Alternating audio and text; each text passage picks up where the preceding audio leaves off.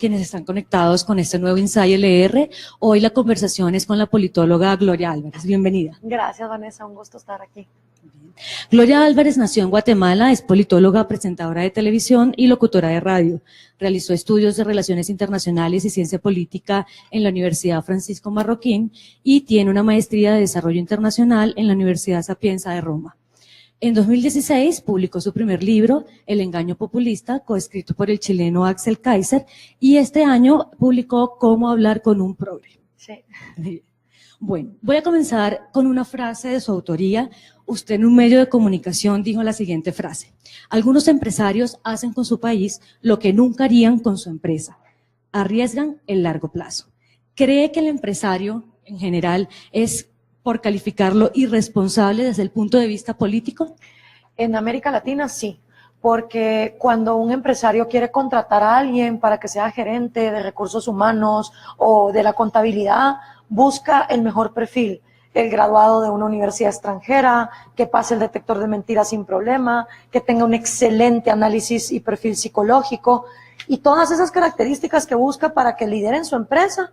A la hora de financiar políticos, no tienen esa misma altura. Si el tipo no es graduado de ningún lado, si tiene antecedentes de corrupción, si es mediocre, si se le acusa de algún delito, no importa. Se busca el mal menor y a corto plazo siempre está la urgencia, ¿no? De decir, bueno, este no será el mejor político, pero por lo menos que sea mi político y que me haga mis favores. Entonces, financiar este tipo de gente es lo que ha llevado a muchos empresarios a perder su empresa, porque siempre creen que los van a poder controlar. Bueno, voy a financiar a Correa, pero lo voy a poder controlar. Voy a poder financiar a Chávez, pero lo voy a poder controlar. Y a la larga el poder corrompe absolutamente, y cuando llevan a estos déspotas irresponsables al poder, paran pagando las consecuencias muy caras. Hablemos de un caso puntual, Venezuela. ¿Qué lección empresarial para los empresarios y los ejecutivos que nos están viendo en este momento? ¿Qué lección empresarial deja el caso de Venezuela y de haber apoyado a un mandatario como Hugo Chávez? Primero, la falta de entendimiento de cómo funciona la economía. O sea, es hasta el día de hoy que los empresarios venezolanos expropiados, viviendo en otro lado, te dicen, no, es que el socialismo no es el problema. O sea, la falta de entendimiento de que el socialismo como sistema donde el Estado controla la economía en absoluto ha sido un fracaso en la Unión Soviética, en China, en Cuba, en Corea del Norte. El empresario venezolano todavía no lo comprende. Y te sigue diciendo, el problema no es el socialismo, el problema es la corrupción. No es que todo socialismo devenga en corrupción. No que otras formas de gobierno no sean corruptas, por supuesto que lo son, pero no ha habido socialismo o experimento marxista que no haya terminado en una oligarquía expropiándolo todo, donde la propiedad solo sigue existiendo para los allegados al poder. Eso primero. Y lo segundo, la falta de dar la batalla de las ideas. Axel Kaiser también escribió un libro interesantísimo acerca de cómo los empresarios han abandonado la batalla cultural. No invierten en dar la batalla de las ideas, no invierten en liderazgos que en los medios de comunicación y en la sociedad en general estén defendiendo la labor empresarial. Al empresario le da vergüenza decir que es empresario. Vivimos en un continente donde se enaltece la pobreza, como si la pobreza fuera una virtud. Y al fin y al cabo es que la pobreza y la riqueza son condiciones en las que cualquier ser humano puede entrar y caer en cualquier momento de nuestra vida. Hay gente que puede entrar en bancarrota, hay gente que se puede ganar la lotería. Entonces, esto de atribuirle virtud a tu billetera es absolutamente irrelevante. Lo que es virtuoso es la actitud humana, es tu comportamiento. Y tu ética es independiente de cuánta plata tenés en un momento histórico. Pero aquí en América Latina, ay no, mejor no digo cuánto gano, mejor no hablo de ser empresario. Si el empresario no defiende con dignidad su labor, ¿quién pretende que lo va a hacer? Hablemos de esos empresarios que han llegado al poder. Hablemos de gobiernos como el de Donald Trump, el de Mauricio Macri, el de Sebastián Piñera. ¿Cree que Colombia debería tener un presidente empresario? Primero que nada, los problemas de América Latina no son por el presidente que tengamos. O sea, si seguimos con esta obsesión caudillista de quién es el próximo presidente y cambiemos la cabeza del presidente, no vamos a solucionar nada. Los problemas de América Latina son institucionales y profundos y empiezan en nuestras constituciones. La mayoría de constituciones latinoamericanas son altamente incongruentes. Lo que te garantizan en un artículo te lo te lo quitan en el otro, empezando por el derecho a la propiedad privada, sin el cual no puede haber empresa. La mayoría de constituciones en América Latina, a pesar de que garantizan la propiedad privada y la economía, en otros artículos te dice, pero se vale la expropiación siempre y cuando el Estado considere que es de emergencia nacional. ¿Qué es emergencia nacional? Nadie te dice. Nadie te dice quién es Estado y quién lo va a considerar. Entonces cualquier abusivo que llega al poder, como pasó en tu país, cambia un poquito la Constitución y dice, bueno, pues exprópiese. Entonces, si no comprendemos que nuestro problema es que nuestras reglas del juego desde la Constitución son incongruentes, no vamos a entender que nuestros organismos judiciales son entonces completamente arbitrarios y solo persiguen a los que en un momento conviene perseguir. De ahí nuestros congresos legislan en base a esa incongruencia. Y el Ejecutivo, que solo está para ejecutar ese desastre, no podemos pretender que entonces cambie todo. No vivimos en dictaduras, no vivimos en monarquías. Entonces, Mauricio Macri, buenísimo que ha llegado al poder, pero el argentino que crea, bueno, listo, ya voté por Macri, se acabó el kirchnerismo, se acabó la corrupción, está muy equivocado, porque han sido 12 años de políticas keynesianas. ¿Cuáles eran las políticas keynesianas? Arriesgar el largo plazo en nombre del corto. ¿Qué decía Keynes? A largo plazo todos vamos a estar muertos, así que despilfarremos, así que inflemos la moneda. Y esas son las políticas que se siguen en América Latina, a pesar de que han probado una y otra vez que nos llevan al fracaso. Pero imaginemos, supongamos que los empresarios que tienen ese concepto, el deber ser, ellos conocen el derecho de la propiedad privada, ellos conocen los términos económicos, ¿no sería la buena figura que debería existir para conducir un gobierno y un país? No, cuando los empresarios se han metido a ser políticos, han sido nefastos políticos. Yo no creo que la labor del empresario sea abandonar la empresa para irse a ser político.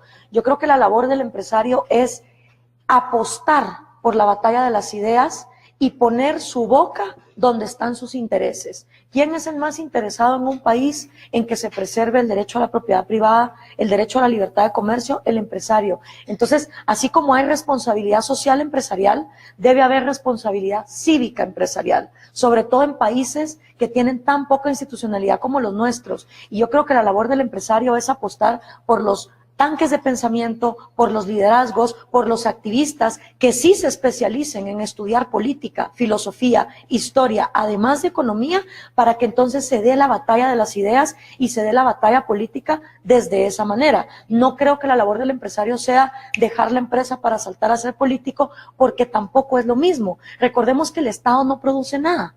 Todo centavo que tiene el Estado es porque primero alguien se lo sudó. Y la segunda labor que tiene el empresario de verdad, el que realmente le apuesta a la libertad económica, el que no le tiene miedo a la libre competencia, es desenmarcarse del empresario. El empresario es aquel que levanta el teléfono y le pide al burócrata un proteccionismo, un subsidio, un arancel, una traba para el que viene de fuera. Ese empresario es el que le tiene pánico a la libre competencia, le tiene pánico a dejarse hacia la voluntad del consumidor y que sea el consumidor el que decida.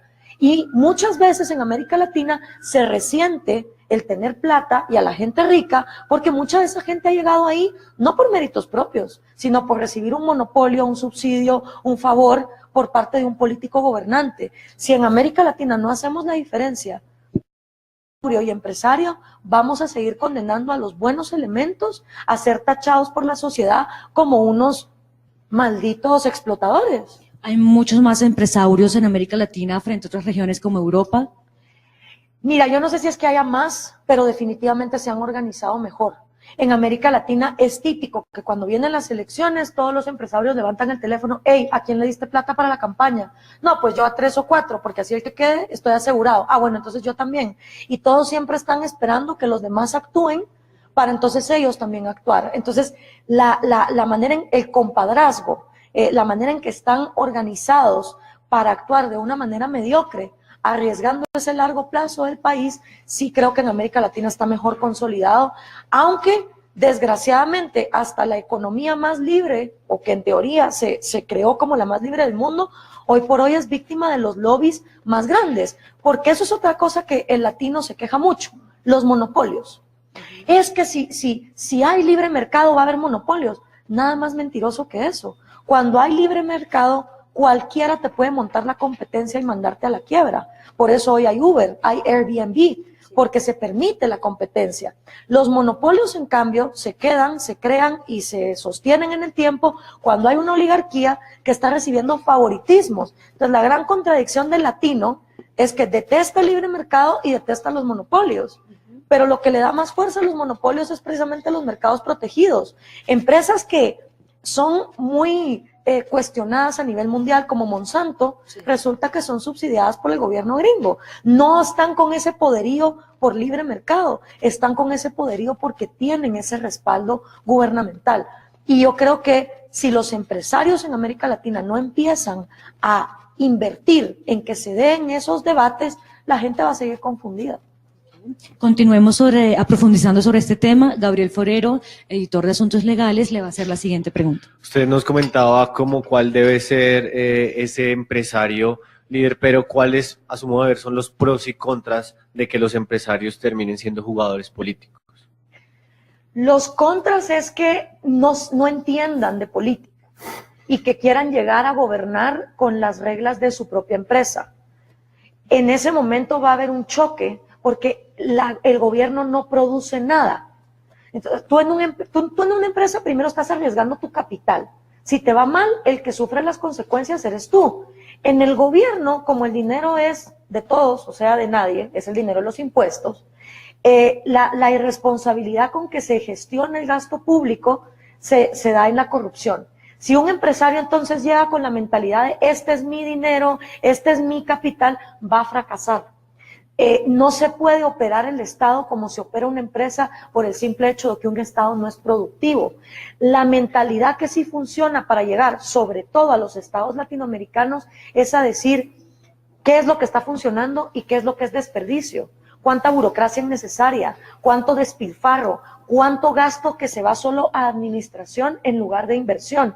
Esa mentalidad sí es necesaria y funcional para digamos, administrar mejor los estados, y obviamente conceptos económicos de un empresario pueden servir, pero el juego político y la manera de administrar la cosa pública es completamente diferente a una empresa, y muchas veces los empresarios llegan ahí con las mejores intenciones, pero sin saber qué hacer, y al final toman pésimas decisiones, o los vemos también defendiendo conceptos económicos como socialismo, y paran entonces esos mismos empresarios dando subsidios y aplicando una lógica que no aplicarían en su empresa. María Carolina Ramírez, editora de Empresas, tiene la siguiente pregunta. Digamos, en Latinoamérica se puede hablar de pronto de una cultura de los que los empresarios son vergonzantes. Entonces tenemos casos como en Venezuela, donde el empresario simplemente no dice nada sobre su empresa, ni sobre sus planes, ni sus cifras, o en Colombia, donde tal vez hay un discurso muy bien libreteado y se limitan a lo que van a decir.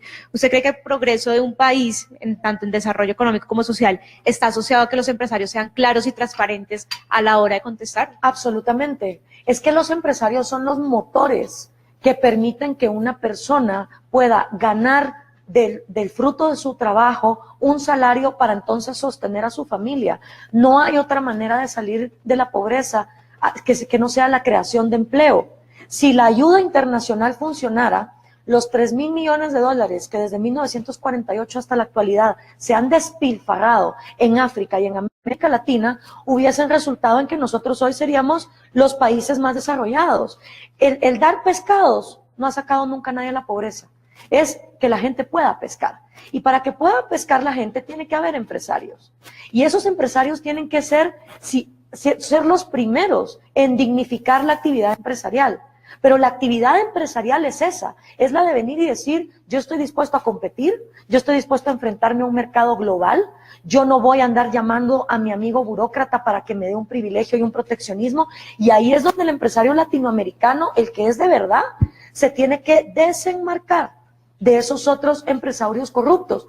Hablando de Venezuela, en el año 2010, sí, el año pasado, aquí mismo, en Colombia, en una reunión de YPO, yo vine a dar una conferencia sobre populismo. Y estaba yo hablando y entonces un empresario venezolano levanta la mano, empresario mejor dicho, levanta la mano y me dice, mira muchachita, muy bonita tu teoría, ¿ok?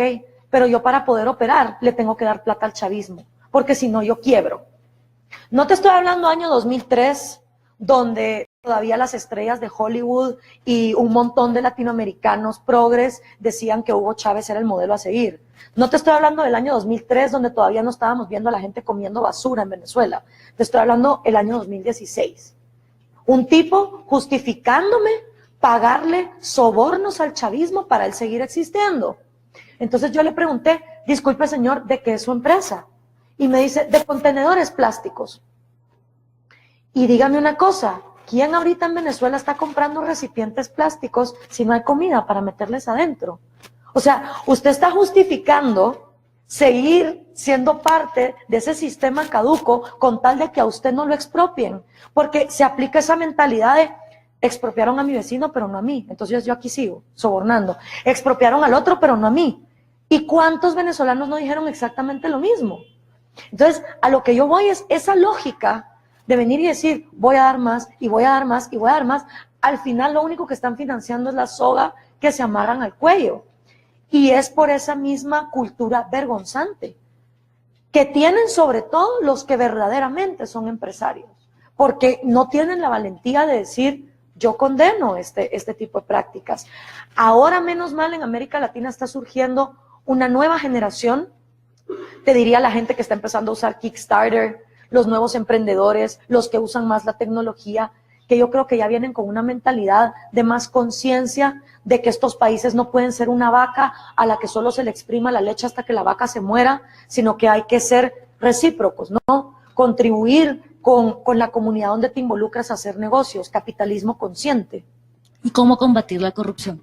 Porque casos como el de Odebrecht nos indican que tantos políticos como empresarios, como gobiernos populistas, como no populistas, como del socialismo del siglo XXI, todos están involucrados y contagiados y contaminados de corrupción. ¿Cuál es la clave para combatirla? Pues mira, me encanta que hayas sacado el ejemplo de Odebrecht. ¿Por qué existe Odebrecht? ¿Y por qué Odebrecht se corrompió? Bueno, pues porque según el 95% de América Latina, ¿quiénes deben hacer carreteras, puentes, hospitales, infraestructura, metros? El gobierno. Entonces, cuando tú en tu concepción crees que solo el santo gobierno, por más que nos robe, por más que nos ha visto la cara de idiotas, es el que tiene que construir hospitales, puentes, metros, carreteras, infraestructura, ese gobierno va ¿a qué? A licitar. Pero licita desde una posición monopólica, diciendo, yo gobierno, abro la licitación. ¿A quién? Al mejor postor. ¿Y quién fue el mejor postor en este caso? Odebrecht. ¿Cómo se quita la corrupción? A ver, si un gobierno te roba en salud, en infraestructura, en cárceles, en educación, en deporte, en arte, y te está robando en todos estos lados, yo creo que lo lógico es quitarle funciones, ¿no? Quitémosle funciones al gobierno, dejémosle pocas, y cuando nos roben pocas, entonces tal vez, quizá, le damos más. Para mí, la mejor manera de combatir casos de corrupción es quitándole al gobierno el monopolio de hacer infraestructura y que entonces directamente sean las empresas las que hagan los diferentes, digamos, proyectos de infraestructura y que compitan. Y si eso significa tener carreteras con peaje, pues tengámoslas, pero por lo menos no van a estar llenas de hoyos como las que están en Guatemala por el caso Odebrecht, donde se robaron el 80% de las licitaciones y las carreteras están hechas pedazos. Pero en América Latina el problema es que los gobiernos nos roban, y yo lo pongo como ejemplo como el novio abusivo que le pega a la novia. Y entonces la novia dice, no, es que me pega porque me quiere. El latinoamericano ha llegado a ese punto. Bueno, el gobierno me roba porque me quiere, pero voy a volver a confiar en él. Tal vez ahora me roba menos. Para mí no hay otra solución. Queremos combatir la corrupción, hay que reducir las funciones del gobierno. El gobierno en América Latina hace demasiado de lo que no debería de hacer y hace muy poco de lo que sí debería de hacer, que es garantizar igualdad ante la ley, seguridad y justicia, todos parejos, igualdad de reglas para todo el mundo, no importa si eres rico o pobre. Esa es la mayor desventaja de oportunidades que hay. Si tú eres pobre en América Latina y quieres ser emprendedor, te jodiste, porque no conoces a los contactos y no tienes el dinero para sobornar. Entonces siempre el que está mejor enchufado te va a ganar. No porque tu producto sea peor, no porque tú seas peor emprendedor, sino porque tiene mejores enchufes. Si no hay igualdad ante la ley, entonces no hablemos de igualdad material. La igualdad de oportunidades empieza porque a todos en la sociedad se nos trate por igual. y ya dependerá de cada quien en qué campo quiere O accionar. sea, restar ese concepto de Estado paternalista y darle más peso al sector privado. Pues sí. Tatiana Arango, editora de Economía, tiene la siguiente pregunta. El sector privado en Colombia se queja mucho del pago de impuestos. ¿Usted cree que es de doble moral autodenominarse capitalista y pues no querer pagar impuestos? Lo que pasa en América Latina es que tenemos economías informales de hasta el 70%, donde esas economías informales el único impuesto que pagan es el IVA, porque del IVA no te escapas, compras algo. Entonces, para mí, el problema en América Latina es que muy pocos pagan mucho y muchos pagan muy poco.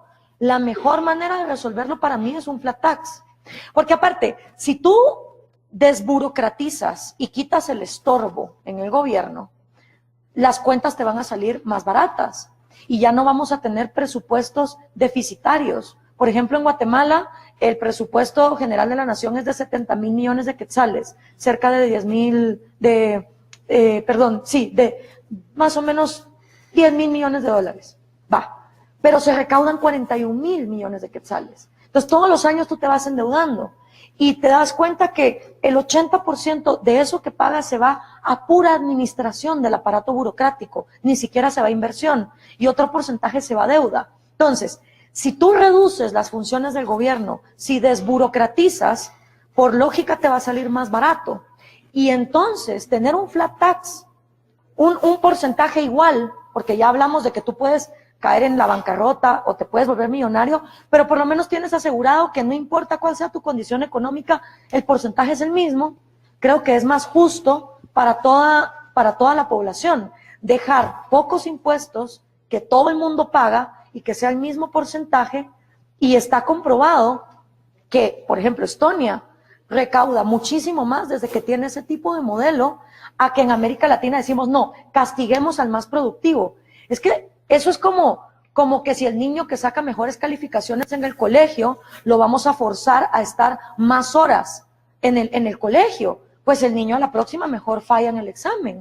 O sea, si castigamos el mérito, si castigamos la productividad y en cambio premiamos la mediocridad y la informalidad, pues yo también quiero ser informal. Usted dijo ante el primer Parlamento Iberoamericano de la Juventud en Zaragoza una frase también que me parece interesante para decirla a nuestros seguidores, y es: el populismo ama tanto a los pobres que los multiplica.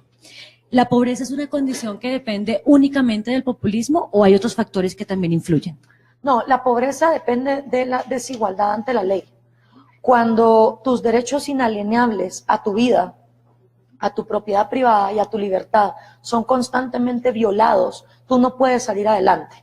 Una madre soltera que tiene 3 empleos, que se tiene que subir a un bus para ir a trabajar, y viene el marero o el pandillero y la asalta y le roba el salario, no está en igualdad de condiciones que la señora que tiene 3 guardaespaldas para ir al supermercado y que sabe que llega a su casa y no pasa nada. Entonces, ahí lo que se está violentando es el derecho a la propiedad y el derecho a la vida de esa mujer. Por más que ella trabaje, está siempre en desventaja, porque cuando la llegan y la roban, no hay un Estado, ahí sí, que se haga presente con un policía que le garantice a ella que su propiedad se va a quedar con ella. ¿De qué te sirve salir a pescar si te van a robar el pescado cada vez que llegas a casa? Me explico. Esa desigualdad ante la ley es lo que, digamos, perpetúa la pobreza. Pero, ¿de quién se beneficia eso? Más que nadie, el populista. Porque el populista tiene un discurso altamente incongruente. El populista llega con la gente pobre y les dice: mira, tú eres muy pobre, estás muy débil. Tú eres muy bruto. Tú ahorita no puedes salir adelante por tus propios pies. Tú me necesitas a mí. Yo, Mesías, yo sé mejor de economía. Si yo expropio los huevos, la carne, la leche, y si yo lo controlo, te va a llegar más que con el mercado. Esa es la promesa populista. Pero al mismo tiempo que le prometen a la gente sacarle la pobreza, le dicen: pero ser rico es inmoral. Y los ricos son unos malditos. Entonces yo digo, bueno, ¿y cómo está la cosa? O sea, me va a sacar de la pobreza, pero resulta que si me paso a ser rico me vuelvo inmoral. Desde ahí es un discurso completamente contradictorio. Y además, el populista es el más interesado en que la pobreza y la miseria se mantengan. Porque un ciudadano empoderado, que paga sus propias cuentas, que manda a sus hijos a la escuela con el dinero de su propio salario, que se hace cargo de sí mismo, cuando llega el populista y le ofrece una gallina o una bolsa de comida, le dicen: no, A mí no me andes dando regalitos. A mí solo garantizame igualdad ante la ley. Garantizame que nadie me va a matar ni me va a robar, que del resto me encargo yo. Y ahí es donde el populista pierde. Si no hay esa masa en la necesidad y en la pobreza y en la ignorancia, ya no vuelven a votar por ti. Continuemos con las preguntas. John Guzmán, periodista de Economía, tiene la siguiente interrogante. ¿Cuáles son esos clichés económicos de los que echa mano el populista para ganar y para mantenerse en el poder? Bueno, el primero es que el gobierno crea empleos. El gobierno no crea empleos. Las empresas crean empleos. Y el harto trabajo del gobierno no es otro más que garantizar esas condiciones de seguridad e igualdad ante la ley que atraigan la inversión. Nadie va a llegar a invertir en un país donde hay constantes violaciones a los derechos y a los contratos. Entonces, yo voy a crear 1.000 millones de empleos. No, tú no vas a crear nada, porque el Estado, como ya dijimos, no produce un centavo. El segundo es gratis. O sea, se habla de escuelas gratis, hospitales gratis, comida gratis. Yo no sé la última vez que alguien vio de un árbol brotar un hospital o de la tierra mágicamente salir una escuela. No, para crear todas esas cosas hay que pagar plata. Bueno, durante la mayor parte de la época de la historia de la humanidad teníamos otro sistema, que era la esclavitud, donde no se le pagaba a nadie nada, sino que se esclavizaba un montón de gente, vaya a construirme pirámides, vaya a construirme templos. Y esa era la manera de lograr que las cosas se construyeran. Pero luego, pues, empezamos con un sistema un poco más humano, que es el sistema de mercado, de pagarle a la gente un salario, de regresarle su dignidad y su libertad, y ya cada quien con su salario decide lo que hace, si se lo gasta, si lo ahorra, si lo que sea. Entonces, para crear escuelas hay que pagar salarios, hay que pagar maestras, recepcionistas, secretarias, pupitres, libros. Para pagar hospitales hay que pagar doctores, hay que pagar enfermeras, hay que pagar equipo, a menos que la gente quiera que esclavicemos a toda esa gente y que todo el mundo trabaje ahí sí como esclavo. Entonces, si por lógica, para que todos esos bienes existan, hay que pagar dinero, hablar de cosas gratis es completamente absurdo. Alguien está pagando la cuenta. Y el problema del gobierno es que nunca nos dice quién debe pagar esa cuenta. Cuando nos hablan de cosas gratis, en América Latina creemos que todos vamos a ser los receptores de esas cosas gratis. Claro, nadie quiere estar en el shit list de los que tienen que pagar. Todos queremos estar del lado de yo voy a recibir. Y como nunca queda claro quién debe pagar y quién va a recibir, empieza entonces el conflicto y el resentimiento social. Y ese es el caldo de cultivo más grande para que esos clichés se sigan manteniendo. Obviamente, echarle la culpa a factores extranjeros. Aquí todo es culpa de los yanquis, todo es culpa de los conquistadores españoles que vinieron hace 500 años. Aquí nadie sabe quién fue su tatarabuelo, pero se sienten más víctimas del conquistador español que vino hace 500 años que de su propio linaje familiar que ni siquiera conoce. Entonces, en esos clichés, en esa perpetuación del complejo de víctimas, de llevar la pobreza hacia una calidad virtuosa, de hablar de cuestiones gratis, se sigue manteniendo el mismo discurso y por eso el socialismo es un zombie que sigue reviviendo a pesar de que ha quedado demostrado que donde se apliquen esas recetas son un fracaso. Hablemos un poco y traigo a colación el caso de Venezuela. Otro de los indicios es aumentar el salario mínimo. Lo aumentan cada mes. Cada mes van aumentando el salario mínimo, pero no se dan cuenta que la inflación también va aumentando de una forma disparada. Así es. Eso también es un reflejo de los gobiernos populistas, del mal manejo de un país cuando se aplica esa técnica, esa herramienta. El salario mínimo lo único que logra es más desempleo, porque los salarios deben crecer en base a la productividad de la empresa y del trabajador. Es decir, si tú eres más eficiente, si tú estás logrando más para tu empresa está ganando más, tu salario sube acorde a tu mérito y tu capacidad. Si yo por ley, por ejemplo en este periódico, digo, bueno, de mañana, para el próximo mes, el director aquí les va a tener que pagar a cada uno de ustedes $1.000 millones como salario mínimo. El periódico quiebra, o sea, no va a haber dinero para pagar la electricidad, no va a haber dinero para nada y todos ustedes se van a caer en la calle. Si yo por decreto puedo hacer cualquier salario mínimo, ¿por qué no todos nos ponemos un salario mínimo de $1.000 millones al mes? O sea, lo que no entendemos en América Latina es lo que decía Ludwig von Mises, el famoso economista austriaco. El sistema de precios es como un semáforo que nos indica en rojo que el consumidor a ese precio no te va a querer pagar. Y los salarios no son más que precios. Tú vienes como trabajador y ofreces tu trabajo y dices, pues yo a mi trabajo le pongo X cantidad por precio. Y tu jefe dirá, bueno, ¿me parece o no me parece? ¿Lo tomas o lo dejas? Pero la contratación debe ser entre ellos dos, cada quien haciendo su cálculo económico. ¿Me conviene trabajar por este precio? ¿Me conviene contratar por este precio? Cuando viene un burócrata que no tiene idea de cuáles son los costos, de cómo se maneja una oficina, una empresa, y dice, bueno, pues por decreto, tanto de salario mínimo, viene a arruinar ese semáforo, viene a poner una luz que ni siquiera es la luz que el trabajador y el empleador convinieron. Y ahí es donde la economía completamente colapsa, porque no solo se crea desempleo, se crea escasez. Si a todos ustedes mañana los despiden, porque no se les puede pagar un salario mínimo de $1.000 millones, no va a haber periódico tampoco, va a haber escasez de la República en toda Colombia. Ahora trasladen eso a cuando hablamos de incrementar el salario mínimo en industria de comida. ¿Qué para pasando? Que hay que despedir a los que producen esa comida. Y si se despide a los que producen esa comida, como nada crece solito de la tierra, empieza a haber escasez de huevos, de pollo, de leche, de carne, que es lo que está pasando en Venezuela. Noelia Sigüenza, periodista de finanzas, tiene la siguiente pregunta. Bueno, nos comentaba ahora un poco, pero me gustaría que profundizara un poco más en cuánto un gobernante populista puede llegar a influir en el crecimiento económico de un país. ¿Cuánto puede llegar a influir en el crecimiento económico? No, no influye. Influye en la completa recesión económica. No ha habido, es que nos tenemos que quitar de la cabeza que los gobernantes controlan la economía. Los gobernantes no están para que la economía suba o baje. La labor de un gobernante es garantizar Estado de Derecho, que haya ley, que haya justicia. ¿Por qué es que, y hay gente que te dice, no, es que el latinoamericano no está culturalmente diseñado para seguir reglas? Mentira. Hay gente que se sube en un avión y en cuestión de 3, 4, 5 horas, dependiendo desde dónde despegues, ya sea Colombia, Panamá, Guatemala o Argentina, llegas a un país y te dicen, step below the yellow line, y tú te paras detrás de la línea amarilla. Put your seatbelt y te pones el cinturón. Tira la basura donde va y tiras la basura donde va. Y somos unos niños de primera comunión.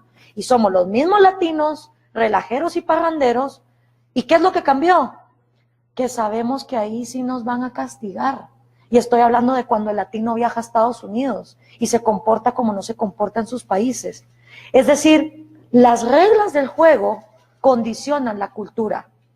Y la cultura de corrupción que tenemos y la cultura de no seguir las reglas del juego es porque no hay igualdad ante la ley. Entonces, lo que debe procurar un gobernante para que haya crecimiento económico es que, por ejemplo, si en mi país un indígena quiere poner una industria de, qué sé yo, cerveza, no venga la familia oligárquica de toda la vida a llamar al presidente y decirle, no, fíjate que no me parece que alguien más esté haciendo cerveza. Porque la igualdad ante la ley es precisamente la igualdad para tú poder tener libertad de comerciar. Si un gobernante garantiza que haya esa igualdad ante la ley, la inversión viene por sí misma. Los gobernantes no tienen el ingenio empresarial como para venir con ideas magníficas como Uber o como Airbnb. Eso le corresponde al emprendedor. Para que un emprendedor pueda florecer, lo que necesita es de ese gobernante que se respeten sus derechos en igualdad de condiciones para todos. Si no entendemos esa lección en América Latina y sobre todo si no la entienden los empresarios, que les fascina vivir por encima de la ley, entonces nuestros países van a seguir siendo de corto plazo. David Jauregui, periodista de Ocio, tiene la siguiente pregunta. ¿Se puede decir que una persona educada es más impermeable al juego del populismo? Y en ese caso, ¿qué tipo de educación es la idónea para combatir el populismo? Totalmente. Una persona educada, primero que nada, el tesoro más poderoso que tiene todo ser humano, su asset más importante es su mente. Porque tu mente es el vehículo a través del cual tú como ser humano resuelves problemas, ingenias, creas riqueza, buscas nichos de mercado. Entonces, para que ese cerebro esté a su máxima capacidad, a ti te tuvieron que haber enseñado análisis crítico, lógica, historia, economía, política. Y aquí venimos a la otra gran contradicción. Ya sabemos que los gobernantes en América Latina se benefician de mientras más ignorantes somos, pero pregúntale al 95% de latinoamericanos quién te debe educar, el gobierno. Entonces, estamos esperando peras del olmo, estamos esperando que nos eduque el que está más interesado en mantenernos brutos. Entonces, lo que yo le digo a la juventud sobre todo es, si los griegos, que hace 5.000 años a punta de vela, se ponían a redactar tratados filosóficos que hasta el día de hoy son válidos, no tenían electricidad, no tenían internet, no tenían nada, ¿qué excusa me pueden dar los jóvenes que hoy en la palma de su mano tienen todo el acceso a la información de la humanidad? ¿Qué tipo de educación? La que tú pongas en tus manos. Dejemos de pretender que los sindicatos corruptos de América Latina, de magisterios que no están interesados en la educación de los niños, sean los primeros responsables. La educación yo creo que empieza en casa y empieza con un compromiso personal. Y hoy por hoy la educación es más gratuita y más accesible de lo que nunca antes en la historia había sido. Entonces, yo creo que hay que dejar ese paradigma y empezar a responsabilizarnos. Ya no estamos condenados a morir ignorantes si el maestro no llega porque está haciendo huelga. Ahora ya tenemos otras alternativas. Y para mí, la esperanza está en eso. Es lo mismo que ocurre con la gente que vota con sus pies y se va a Estados Unidos. En lugar de estar esperando a un líder mesiánico, la gente arriesga su vida, se atraviesa el desierto más peligroso que hay en el mundo, o uno de los más peligrosos, y se va a Estados Unidos, no a que le regalen cosas, a que lo dejen trabajar. Entonces ese mismo riesgo, que ni siquiera se trata de atravesar un desierto, sino de utilizar el smartphone para algo más que fútbol y redes sociales, lo deberían de estar tomando los que genuinamente quieren educarse. Tú realmente te quieres educar, demuéstralo. Utiliza lo que tienes a tu alcance. No hay excusas, creo yo, no hay barreras. Ahora que hablas de los jóvenes, ¿crees que la actual generación es boba? ¿Es una generación que no se preocupa por prepararse o que busca el facilismo? No, yo creo que no es que sea boba, es que no le molesta vivir en contradicción. O sea, yo he hablado con infinidad de líderes juveniles en América Latina, jóvenes activistas, y el mayor problema que veo es que te dicen, sí, es que el gobierno es un corrupto, es que yo estoy cansado de que nos roben. ¿Y cuál es tu solución? Pues no sé, más gobierno. Entonces, no es que sean bobos, es que tienen disonancia cognitiva, que es, viven con conceptos que son completamente contradictorios y nunca se cuestionan cuál es el válido. Nunca se hacen ese cuestionamiento socrático de decir, ok, si este es válido, este tiene que ser falso, si este es válido, entonces el otro tiene que ser falso. No, viven con esas ambas contradicciones y eso los frustra, porque están esperando cosas que no van a venir de quien las están esperando. Lilia Mariño, editora de Nuevos Medios, tiene la siguiente pregunta. Bueno, usted ya nos ha hablado porque el populismo no es el camino. ¿Cuál es el concepto? Explíquenos un poco el concepto de república que, digamos, usted conoce. Bueno, la república fue la alternativa que digamos desde los tiempos de los griegos se empezó a diseñar. Obviamente se fue perfeccionando a lo largo de los siglos hasta llegar, digamos, a la primera república que concibió al individuo, o sea, cada uno de nosotros, como la minoría más pequeña que hay y a la obligación del gobierno proteger sus derechos, que fue la República de Estados Unidos, la de 1776, ¿ok? Que dista mucho del desastre que es hoy esa economía controlada por lobbies con una deuda de más de 20 trillones de dólares o sea, si los padres fundadores hoy se despertaran y vieran lo que hicieron con su genialidad, se vuelven a morir de la decepción. Pero antes de esa república, jamás en la historia se había visto que la función del gobierno fuera preservar los derechos individuales. Nunca. Esa fue la primera vez que se concibió que la labor del Estado era proteger al individuo como base de la sociedad. La república vino a ser el antídoto de un problema que trajo la democracia, y es que la democracia no es más que la voluntad de la mayoría. Y la voluntad de la mayoría muchas veces se equivoca. La mayoría de la gente durante la mayor parte de la historia de la humanidad pensaba que las mujeres éramos demasiado brutas como para siquiera votar o escoger a nuestro propio marido. La mayoría de la gente a lo largo de la humanidad pensaba que la esclavitud era la norma y que estaba bien esclavizar gente. Y el problema con la voluntad de la mayoría es que si el 50% más uno votan para asesinar a un individuo, para privarlo de su libertad o para expropiarlo, la democracia te dice, delen. O sea, la democracia no es más que eso. Y por eso también es un error pretender que solo la democracia nos va a salvar. Lo que le viene a poner límites a la democracia es la república, bajo una constitución que ante todo garantiza los derechos individuales y que te divide el poder para que el que ejecute no sea el mismo que hace las leyes, ni tampoco el que juzga el comportamiento de quien las viola. Esa división de poderes, si bien no es perfecta, porque este es el otro gran error que tenemos en América Latina. Estamos obsesionados con el marxismo y con el socialismo. Y el marxismo en papel prometía un Edén, prometía un nuevo hombre donde todos íbamos a ser felices y íbamos a vivir encima de unicornios y todo iba a ser perfecto. Entonces, cada vez que tú ofreces otro modelo, la gente te dice, ¿dónde está el Edén? Y quieren otro Edén. Y no existe el Edén. El humano es imperfecto, es corrompible y a veces se equivoca y es contradictorio. Esa es nuestra naturaleza. Entonces, en lugar de hablar de modelos idealistas que no obedecen a nuestra naturaleza, lo que hace la República es ofrecerte un modelo que trabaja con nuestra naturaleza. La República no te garantiza que no va a haber asesinos, ladrones ni corruptos. Lo único que te garantiza es que quien la hace la paga. Y la paga solo él, no el resto de la sociedad. Porque el problema con estos edenes es que en teoría son maravillosos, pero en la práctica han llevado a gulags, a genocidios, a miseria, a hambre, a éxodos. Entonces, lo que hay que entender es, ¿la República nos va a hacer perfectos? No. Y el otro problema de la República es que siempre sucumbe. Sucumbió la República Romana, sucumbió la República Gringa, sucumbió la República de la Guerra de las Galaxias. Porque es natural en el hombre buscar otra vez monopolizar el poder en una sola persona. O sea, este estira y encoge es parte de la evolución humana. Entonces, a lo más que podemos aspirar es que por lo menos nuestra vida se viva en una época de prosperidad, de tranquilidad, de paz.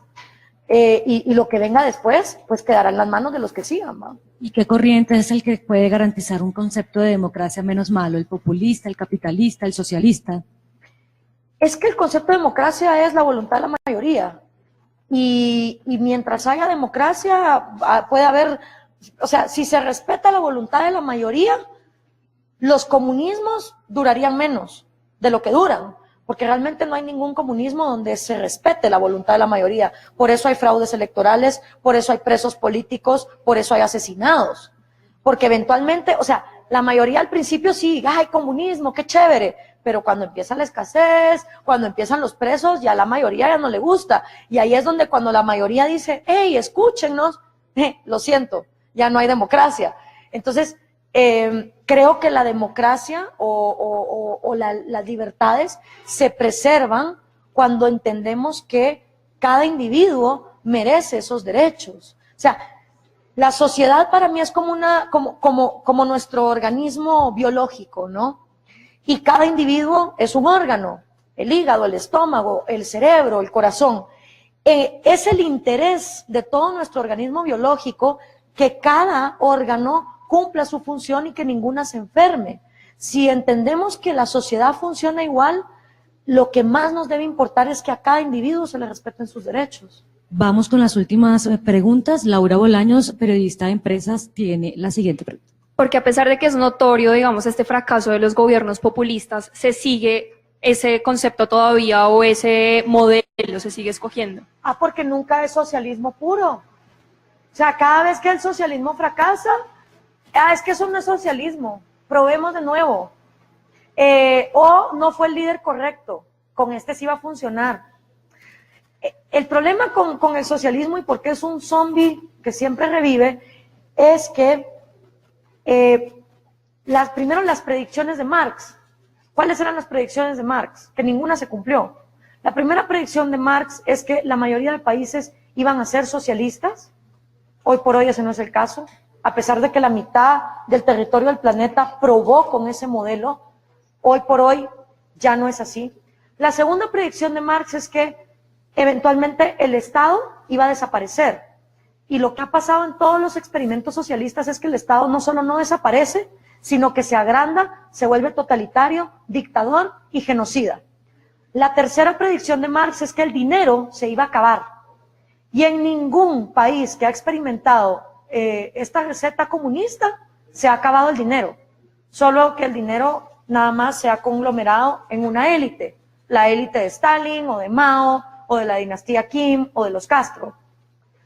Y la última predicción de Marx es que la propiedad privada también se iba a acabar, cosa que tampoco ha pasado nunca en ninguno de los estados socialistas. Entonces, ese Edén eterno, esa utopía inalcanzable, que es como el adicto a la heroína, ¿no? Que vive pensando que va a llegar otra vez a ese primer estado de bienestar que le dio el primer hit. Nunca se alcanza. Entonces, siempre el socialismo revive. Y te dicen, no, es que lo que se aplicó en Cuba no es verdadero socialismo, lo que se aplicó en Venezuela no es verdadero socialismo, lo que se aplicó en la Unión Soviética no es verdadero socialismo. Sin embargo, cuando uno lee los 10 puntos del Manifiesto Comunista y los traslada a lo que se ha implementado en todos esos países, lo han seguido al pie de la letra. Y por eso han llevado a los mismos resultados. Pero la gente te dice, no, intentémoslo una vez más. Y por eso hay países que todavía están dispuestos a apostarle al socialismo del siglo XXI, aunque están viendo las imágenes de lo que está pasando en Venezuela. Si aprendiéramos en zapatos ajenos, Venezuela hubiera aprendido de Cuba, Cuba hubiera aprendido de China y China hubiera aprendido de la Unión Soviética. Listo, cerramos con una última pregunta de Joaquín López, periodista de finanzas. Con base en lo que está pasando hoy en día, ¿se puede decir que Nicolás Maduro ha sido el peor populista que ha tenido la región? No. Nicolás Maduro simplemente le tocó vivir lo que el otro, por morirse de cáncer, no alcanzó a ver. Pero el que empezó el desastre fue el otro, fue Hugo Chávez. Un desastre que se dio porque antes de Chávez, empresarios que no hicieron el trabajo que deberían de hacer a largo plazo, crearon un hartazgo social en las grandes masas. Porque el problema en los años 90 es que a la gente se le vendió la idea de libre mercado. ¿Cuándo ha habido libre mercado en América Latina? ¿Cuándo no ha habido aranceles? ¿Cuándo no ha habido monopolios ni proteccionismos? Pero a la gente en los años 90 se le vendió la idea de que aquí había capitalismo. Y yo no sé, pero si vamos al índice de libertad económica mundial, América Latina está en puestos bien vergonzosos. Y encima, países como Suecia, Finlandia, Noruega, que son top en esas libertades de mercado, te las quieren vender como que son más socialistas que nosotros. Es absurdo. Entonces, Nicolás Maduro simplemente le está tocando aguantar o ver o atestiguar el desastre económico que Hugo Chávez empezó por aplicar esta receta. Pero esta gente llega al poder, como les digo, por empresarios que los apoyan, porque arriesgan el largo plazo de su país por el corto, y segundo, porque las élites abandonan la batalla de las ideas. Y cuando digo élites, son las élites en una sociedad, élite académica, deportiva, artística, universitaria, religiosa, élite familiar. Hay diferentes élites en una sociedad, no solo es la económica.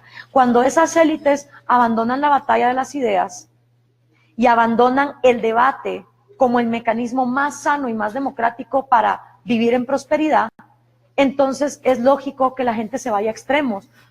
Por eso llegó Adolfo Hitler democráticamente al poder. Entonces, hay una canción, y con esto finalizo, de Franco De Vita, que para mí predecía lo que iba a venir para Venezuela, y es la canción de No Basta. Yo no sé si alguna vez la han escuchado. Va. En esa canción Franco De Vita está hablando de la podredumbre de la sociedad venezolana. Le está cantando a las élites, dejen de estar atiporrando a sus hijos con objetos materiales. Lo que sus hijos necesitan es riqueza intelectual, necesitan dignidad, necesitan valorar a la gente por lo que la gente realmente vale. Cuando ustedes escuchan la letra de No Basta, que es una letra de finales de los años 80, principios de los 90, ahí está claro la podredumbre en la que estaba entrando la élite de las sociedades venezolanas. Porque, perdón, y ahora sí con esto cierro, a mí me parece bien injusto cuando la gente en América Latina te dice, ay, es que con tanta pobreza e ignorancia, ni modo, ¿cómo no vamos a estar como estamos? Si toda esa bola de ignorantes, miren por quién votan. Perdónenme, pero si nuestros países están como están, no es por culpa de la gente pobre. Yo no le puedo pedir a esa mamá de 5 hijos, soltera, que tiene 3 trabajos, que encima vaya y haga patria. No. Los responsables de hacer patria son las élites, que ya les mencioné. Las escaleras se barren de arriba para abajo. Y cuando esas élites abandonan el trabajo intelectual por andar más pendientes de, yo qué sé, ir a Miami o andar en la parranda o ver qué está haciendo Hollywood, el país se lo carcome, el resentimiento social. Entonces, no culpemos a las masas en pobreza por cómo estamos.